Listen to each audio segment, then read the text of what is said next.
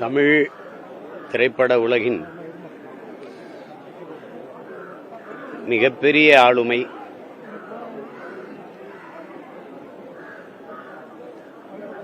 இந்திய துணைக்கண்டத்திலே அவரைப் போல ஒரு திரைக்கதை ஆசிரியர்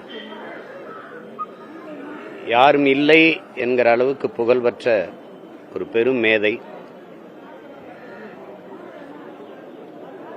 அவருடைய திரைக்கதை முறையை பின்பற்றாது அவர் வருகைக்கு பிறகு எந்த படைப்பாளியும் இங்கு கிடையாது. திரைக்கதை இல்லை, ஒரு பல்கலைக்கழகம், அதில் படிக்காத மாணவர்களே இல்லை என்றுதான் சொல்ல வேண்டும். அவர் எடுத்த படங்களில் எல்லாம் ஒவ்வொரு படங்களிலும் அவர் தொட்ட கதையும் அவர் திரையில் சொன்ன அந்த திரைக்கதை முறையும் பெரிய வரவேற்பை பெற்று பார்த்தவர்களெல்லாம் வியப்புக்கு ஆழ்த்திய காவியங்களை படைத்தார். எங்களுடைய அப்பா இயக்குனர் இமயம் பாரதிராஜா அவர்களுடைய முதல் மாணவனாக வந்து தொடர்ந்து வெற்றிகளை கொடுத்து பெரும் உயரத்தை தொட்ட ஒரு பெருமகன் நம்முடைய ஐயா பாக்கியராஜ் அவர்கள்.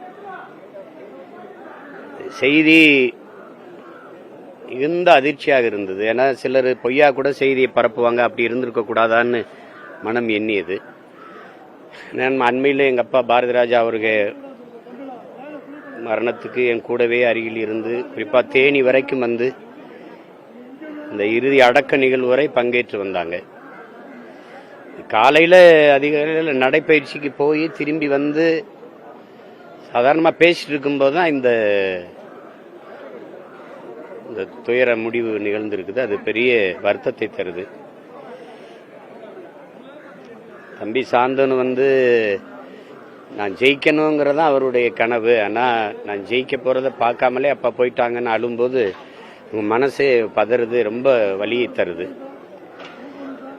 இப்படி ஒரு மகத்தான ஒரு கலைஞனை, பழகுவதற்கு ஒரு எளிய இனிய மனிதரை நாம் இழந்திருப்பது ஈடு செய்ய முடியாத ஒரு பேரிழப்பு.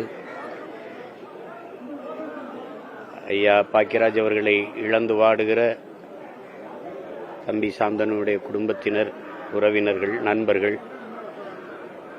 திரையுலகை சார்ந்த என்னுடைய அருமை உறவுகள் எல்லோருக்கும் என்னுடைய ஆறுதல். போற்றுதற்கும் வணக்கத்திற்கும் பெரும் மதிப்பிற்கும் உரிய ஐயா பாக்கியராஜ் அவர்களுக்கு என்னுடைய இறுதி வணக்கத்தை, புகழ் வணக்கத்தை செலுத்துகிறேன்.